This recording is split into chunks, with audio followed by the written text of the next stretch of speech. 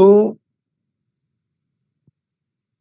Organised money market and unorganised money market, ये दो part होते हैं।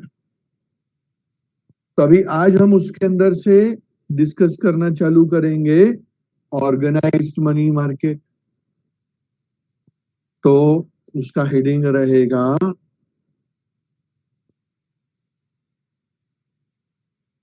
ऑर्गेनाइज्ड मनी मार्केट या फिर organised sector of money market. इसका सिंप्लीफाइड मीनिंग मैं आपको लिख के बताऊंगा तो आपको एकदम इजी समझ में आ जाएगा। It refers to that part of the money market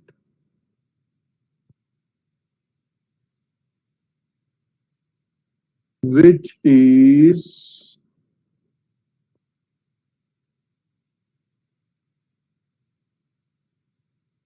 regulated, or we can say controlled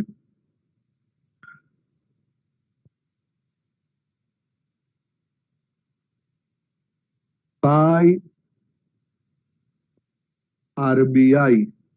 It refers to that part of money market which is regulated or controlled by RBI. RBI control करता है, RBI regulate करता है। ऐसे market को जहां पे RBI का पूरा कंट्रोल रहेगा, आरबीआई उनके लिए रूल्स एंड रेगुलेशंस बनाएंगे, ऐसे मार्केट को हम लोग ऑर्गेनाइज्ड मनी मार्केट बोलेंगे। मतलब इसमें इस मार्केट को जो भी करना है, it has to be done with the permission, with the authority of RBI. अगर आरबीआई के बाहर जाके ये लोग अपने काम करना चाहेंगे, then the possibility is that RBI may take up actions. तभी ऑर्गेनाइज्ड मनी मार्केट के अंदर सबसे पहला क्या आता है? तो ऑर्गेनाइज्ड मनी मार्केट के अंदर हम सबसे पहले डिस्कस करेंगे वो है ए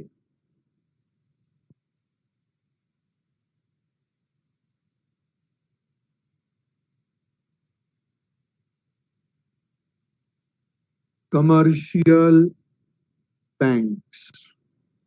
हम सबसे पहला डिस्कस करेंगे commercial banks.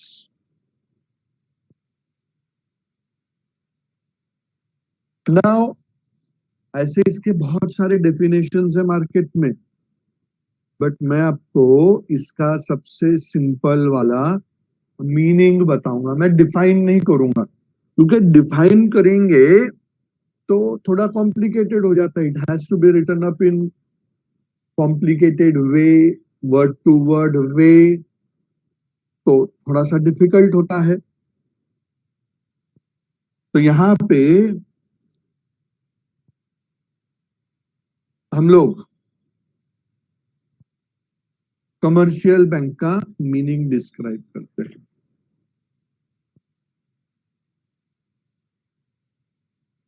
Bank is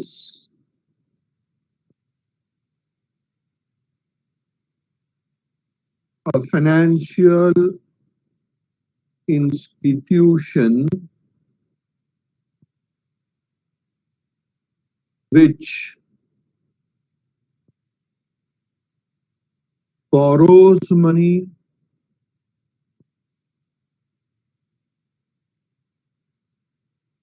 from the public and lends money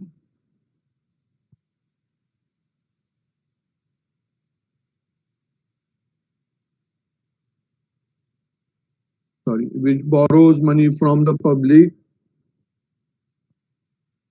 by the way of deposits and lends money to the public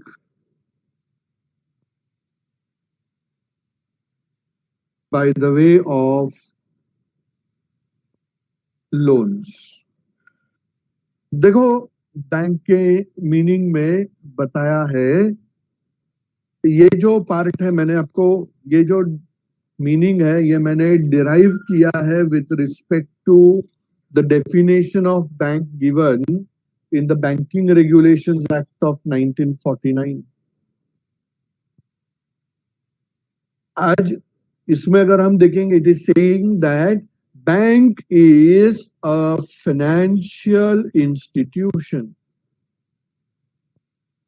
bank is a financial institution. बहुत क्लियरली बताया है. It is institution. इंस्टीट्यूशन का मतलब क्या है? It is group of people. समझा? It is group of people.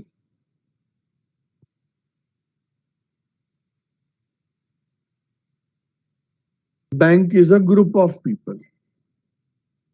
Financial institution मतलब क्या? तो group of people which deals in money. Group of people which deals in money.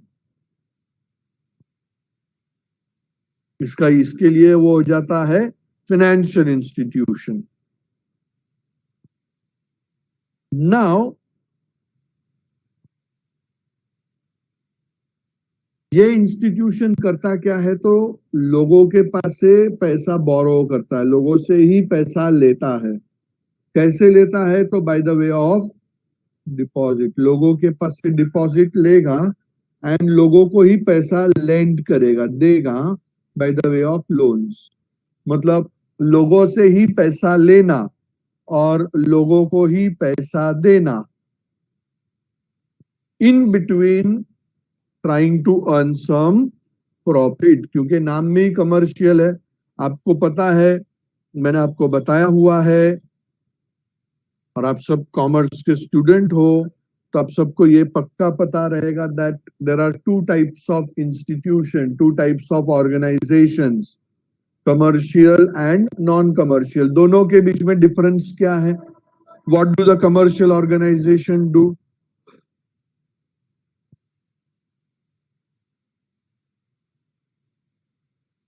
बताओ, कमर्शियल ऑर्गेनाइजेशन क्या करता है? उनका ऑब्जेक्टिव क्या होता है?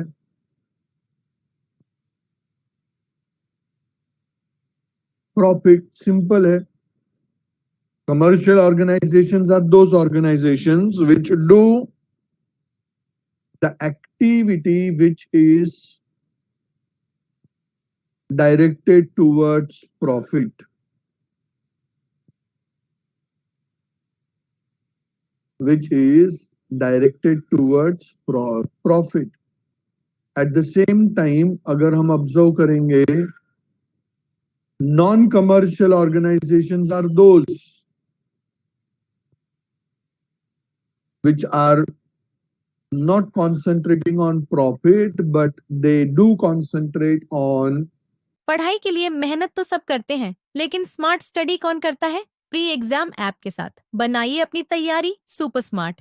प्री एग्जाम ऐप देता है वाइड रेंज के एग्जाम्स की तैयारी, जैसे JEE, NEET, CAT, CA foundation, CS SEET, banking, railway, SSC, MBA entrance, SYJC, com, TYB com और भी बहुत कुछ.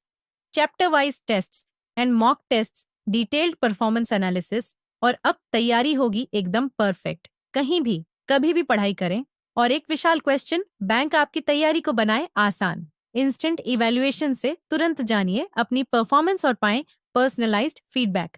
तो अब देरी किस बात की? प्री एग्जाम ऐप डाउनलोड करें और अपने नाम से रजिस्टर्ड करें और एक विशाल क्वेश्चन बैंक बिल्कुल फ्री और अपनी सफलता की कहानी लिखें.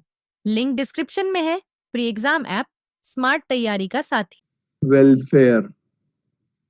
प्रॉफिट पे ध्यान नहीं होता, वेलफेयर पे ध्यान होता. But as this is commercial organisation, इसका ऑब्जेक्टिव रहेगा प्रॉफिट का. नाम ही बता रहा है वो कमर्शियल है. with an objective to earn some profit. तो ये प्रॉफिट कैसे अर्न करते हैं? तो लोगों के पास से डिपॉजिट लेते हैं, लोगों को लोन से देते हैं, जो लोन दिया जाता है उसके ऊपर इंटरेस्ट लेते हैं, और जो डिपॉजिट्स लिया है उसके ऊपर वो लोग इंटरेस्ट देते हैं. ओके, तो डिपॉजिट्स पे इंटरेस्ट देते हैं, that is interest paid, and loan के ऊपर इंटरेस्ट लेते हैं, interest received. Interest received minus interest paid will be their profit. Are you getting the meaning of commercial bank? Commercial bank के meaning में आपको कुछ भी डाउट है तो प्लीज पूछो.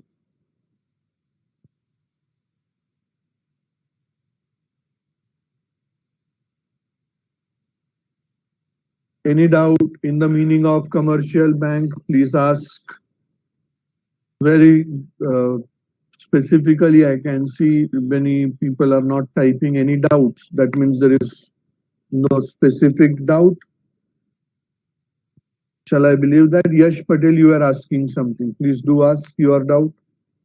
Yash Patel, you are typing something. Okay.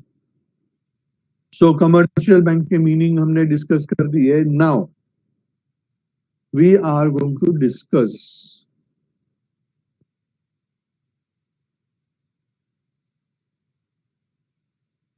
functions of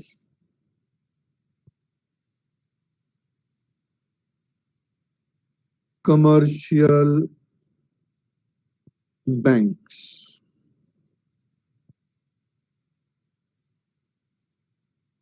Very important from examination point of view. Functions of commercial banks. मतलब bank करता क्या है? तो the functions of commercial banks are broadly divided into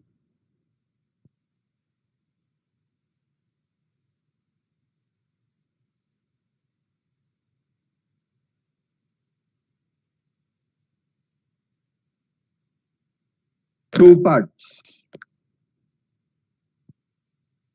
The functions of commercial bank are broadly divided into two parts. A,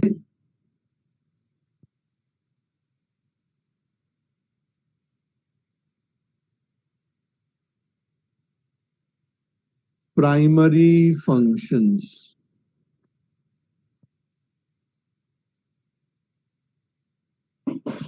A, primary functions.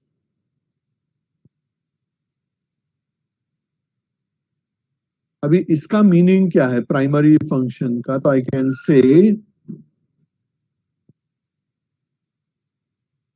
Primary functions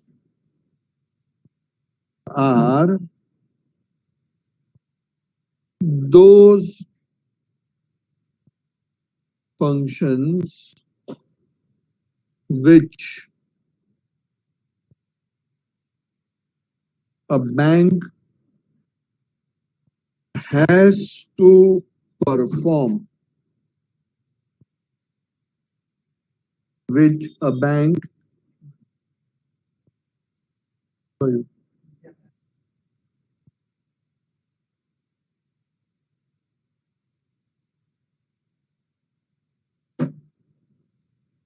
are those functions which a bank has to perform as it is a bank. देखो कितना simplified meaning है उसका, right? क्या बताया है? Primary functions are those functions which a bank will perform because it is a bank. जो bank है उसको बैंक है इसके लिए कुछ करना पड़ता है, दैट इज प्राइमरी फंक्शन. तो what does the bank do? मुझको बताओ. उसके मीनिंग में ही मैंने आपको बताया. बैंक दो चीजें करता है. It takes deposit and it gives loan. समझ रहे हैं? It takes up two things. it accepts deposit and it gives loans. So there are two types of primary functions. One,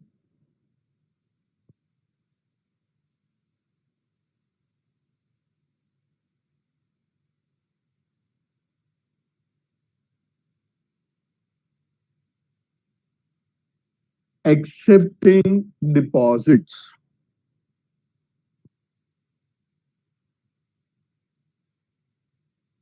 Accepting deposits.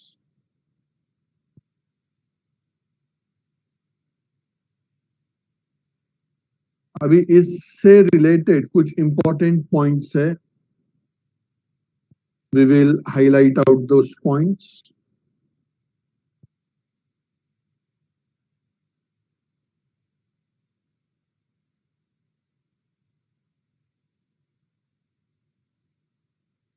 Deposits constitutes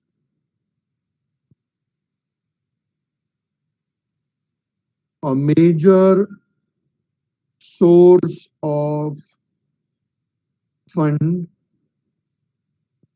for banks.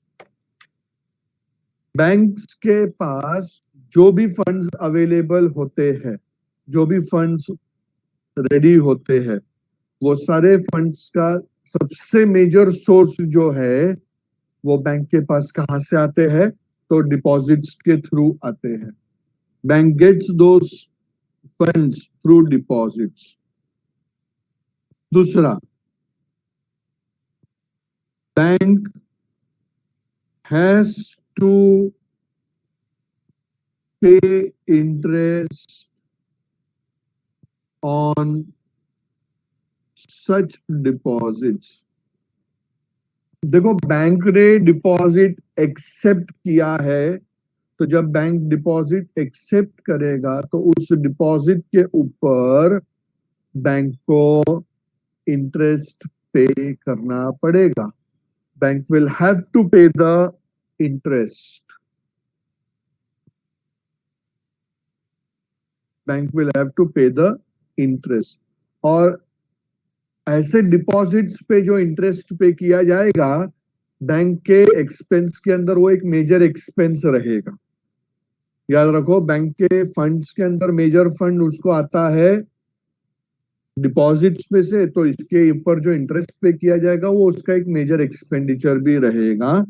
और इससे related तीसरा important point आपको ये ध्यान में रखना है, interest